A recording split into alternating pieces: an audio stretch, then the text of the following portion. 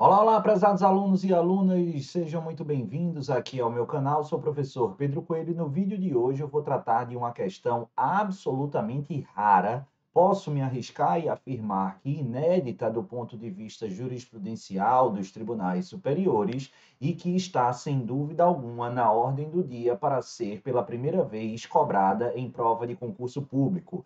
E no vídeo de hoje vocês vão entender por que essa aqui é a minha maior aposta para a prova da segunda fase do concurso que ocorrerá, tudo indica, em 2023, de delegado da Polícia Civil do Distrito Federal, sem prejuízo de ser enfrentada em outros certames, claro, de carreiras jurídicas. Falaremos hoje sobre o estranho, o inusitado, porém extremamente pertinente e atual, exame de autópsia psicológica e a sua compatibilidade ou não dentro do processo penal. Antes de avançarmos sobre esse importantíssimo e detalhado tema, deixa eu te pedir para deixar o joinha e, claro, se você não tiver inscrito aqui no canal, resolve esse problema. Se inscreve, aciona o sininho, porque assim, sempre que eu trouxer conteúdo novo, você vai ser devidamente notificado. E direto e reto, diante da importância desse tema, vamos tratar sobre autópsia psicológica.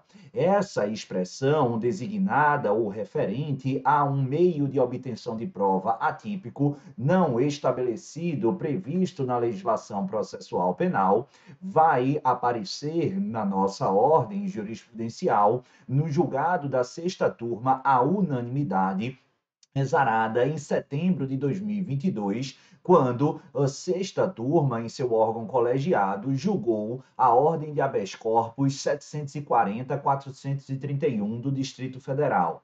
Vamos entender o que é a autópsia psicológica, mas para que a gente explique isso, necessariamente eu vou contextualizar com algumas adaptações o caso concreto.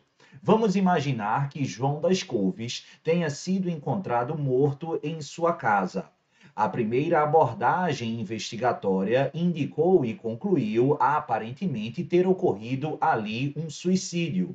E a partir daí, algumas diligências investigativas foram realizadas: necropsia, exame de corpo de delito, entre outros exames, tanto técnico-periciais como outros aspectos investigativos. Entretanto, a maioria ou grande parte desses exames periciais e atos de diligências investigatórias não foram tão conclusivos e assertivos assim, tendo, portanto, a primeira versão do suicídio ganho maior destaque em termos de probabilidade. Mas isso destaco aqui em um primeiro momento. Outras diligências e outras possibilidades começaram a ser aventadas.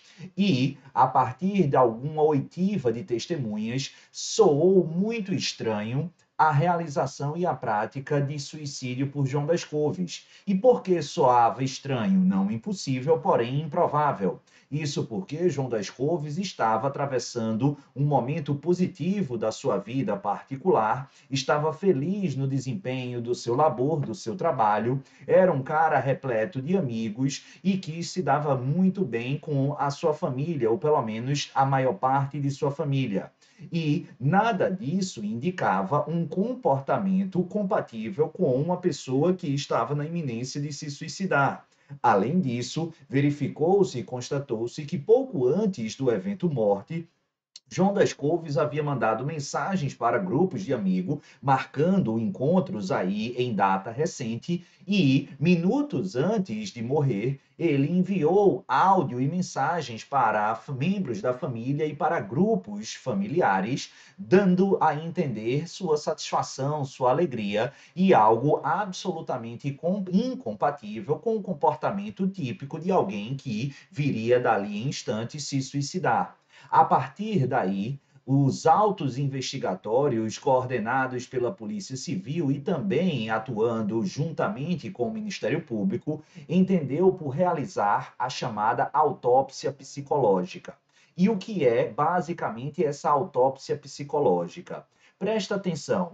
A partir daqui, houve a necessidade de peritos, de experts, notadamente psiquiatras vinculados ao Instituto Médico Legal da Polícia Civil do Distrito Federal, realizar retrospectivamente, se haveria, em termos psicológicos, aptidão e mais probabilidade de que João das Couves tivesse cometido aquele suicídio. A autópsia psicológica é raríssima, pouco trabalhada, seja na doutrina, seja na praxis jurídica e judiciária brasileira.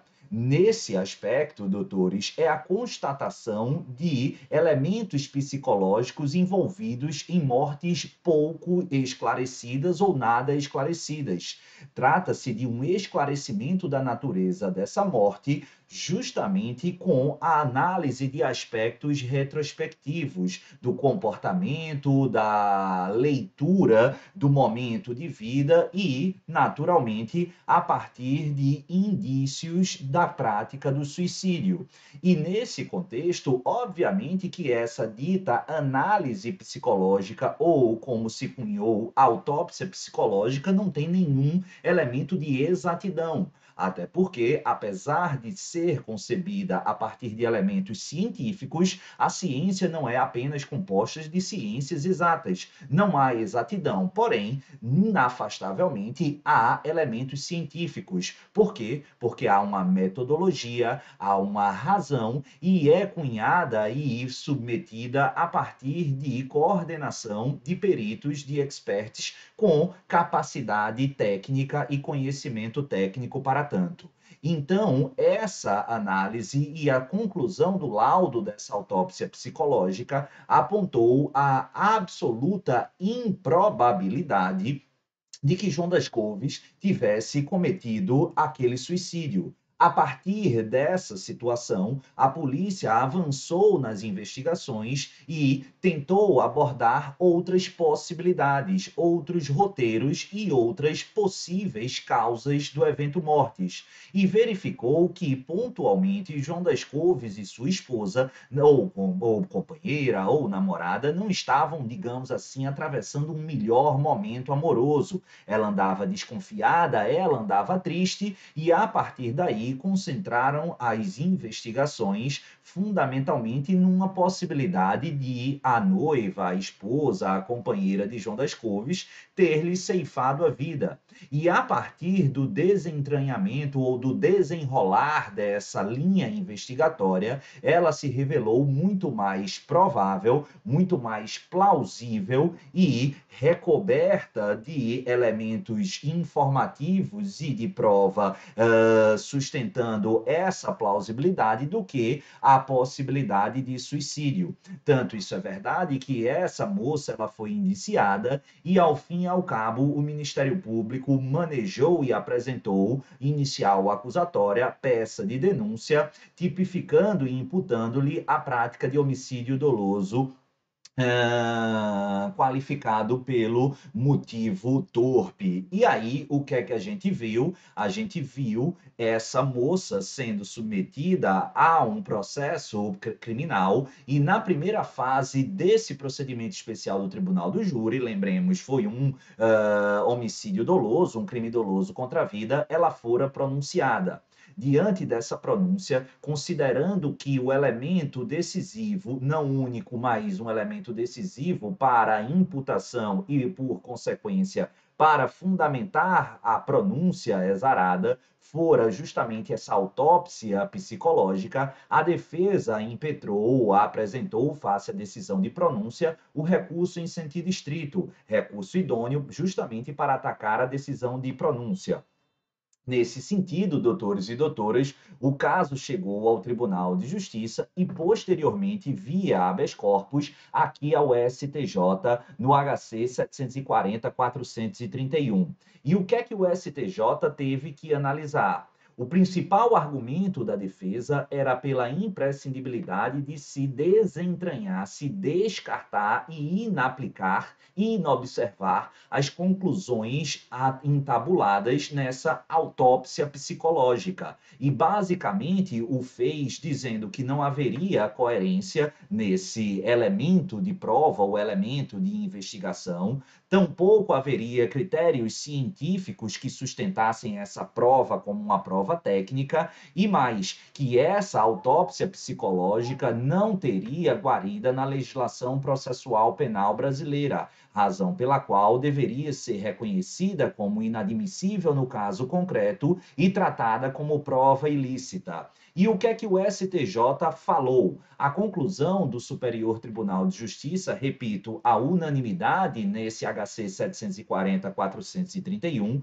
foi no sentido de que a autópsia psicológica constitui-se como prova atípica. Por que atípica? Porque ela não tem o seu procedimento regulamentado, procedimentalizado na legislação processual penal, e também uma prova inominada, porque ela não é prevista nessa nomenclatura no âmbito da legislação processual penal. Apesar, entretanto, de ela ser atípica e ser inominada, disse o STJ que ela é sim admissível no âmbito do processo penal. Agora, é preciso guardar uma coerência e um cuidado especial para sua aplicação e sua admissão no caso concreto.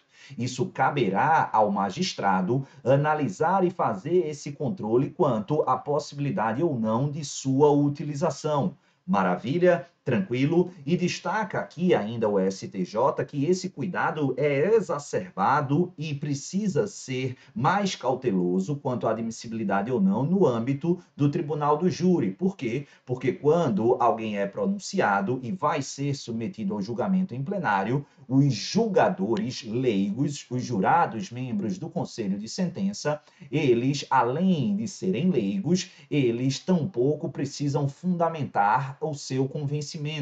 É ali a exceção do livre convencimento motivado. Aqui a gente vai respeitar a íntima convicção desses jurados. Maravilha? Tranquilo? Mas ainda assim entendeu-se que, em princípio, essa é uma prova, um meio de prova admitido no âmbito do processo penal. Mas, Pedro, ainda que se desrespeite a taxatividade, sim, doutores e doutoras, apesar de haver uma pequena polêmica no cenário doutrinário, o fato é que, majoritariamente, a orientação predominante é no sentido de que o direito processual penal convive com o sistema ou princípio da liberdade probatória.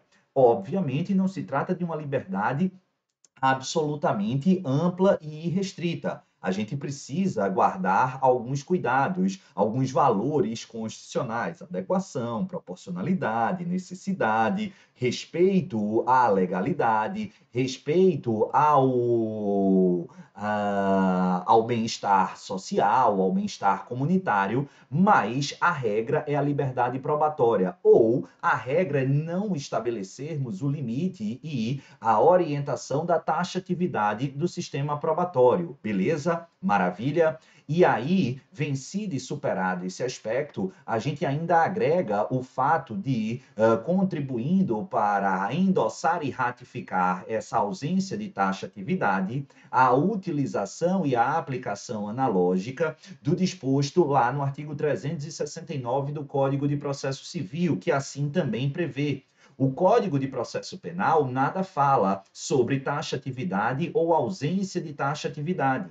Entretanto, além da doutrina, conforme eu disse, majoritária assim caminhar, o artigo 3º do Código de Processo Penal permite, em caso de lacuna, que utilizemos analogicamente dispostos no Código de Processo Civil, razão pela qual o próprio Superior Tribunal de Justiça fez a aplicação do 369 do CPC 2015 para corroborar com essa perspectiva, enfrentando e concluindo inexistir taxatividade dentro do espectro do processo penal no âmbito probatório. Maravilha? Tranquilo? E com base nessa orientação, entendeu-se que no caso concreto, a utilização da prova autópsia psicológica não foi única, não foi singular, não foi descontextualizada. Ela fora corroborada por outras evidências que, contextualizadamente, culminaram com a conclusão e o convencimento desde o Ministério Público para manejar a denúncia face ao crime doloso contra a vida, bem como ao juiz pronunciante ao exarar a pronúncia. Conclusão, portanto, é que, à luz do do caso concreto, a autópsia psicológica constitui, além de prova típica e nominada, absolutamente admitida no processo penal e que, no caso concreto, fora reputada como lícita, válida a sua utilização. Agora, só para a gente concluir, claro, esse tema ele vai precisar ser mais aprofundado ao longo dos tempos. A doutrina, como eu disse, pouco trata dessa temática e a jurisprudência, eu pelo menos é a primeira vez que eu vejo esse assunto. De fato, eu não conhecia e é a primeira vez que o STJ enfrenta deliberadamente essa temática. Ainda assim, ela tem grandes chances de cair em prova. Primeiro, porque o seu examinador adora novidade. É um tema absolutamente interessante, adora ineditismo e tem campo aí para a gente problematizar. É possível, apesar de não me parecer provável, que esse tema seja explorado, por exemplo, numa prova objetiva. Possível é, mas a minha grande aposta, sem dúvida alguma, é fundamentalmente para a prova da Polícia Civil do Distrito Federal e Territórios e, em especial, para a prova da segunda fase. Por quê? Porque eu estava acompanhando algumas entrevistas do delegado responsável pelo caso e ele disse que foi um caso extremamente difícil lá na PCDF e que envolveu várias polêmicas, foi um dos casos mais difíceis que ele presidiu em termos investigatórios e além disso, além desse caso ser extremamente sensível, naturalmente, como eu já observei, a autópsia psicológica, ela foi subscrita por profissionais habilitados, psiquiatras vinculados ao Instituto Médico Legal, atrelado justamente à Polícia Civil do Distrito Federal.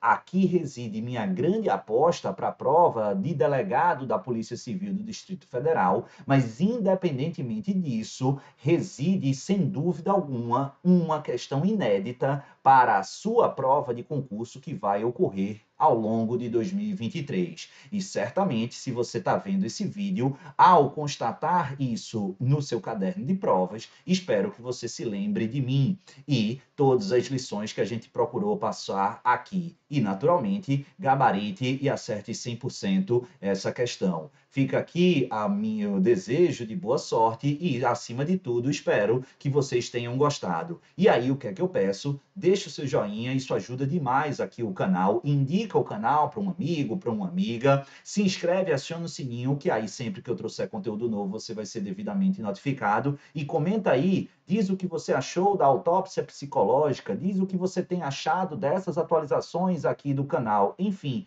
fica à vontade para a gente interagir e, quem sabe, crescer a nossa comunidade, o nosso canal. Um beijo no coração de todos, fiquem com o Papai do Céu e até a próxima. Tchau, pessoal. Valeu!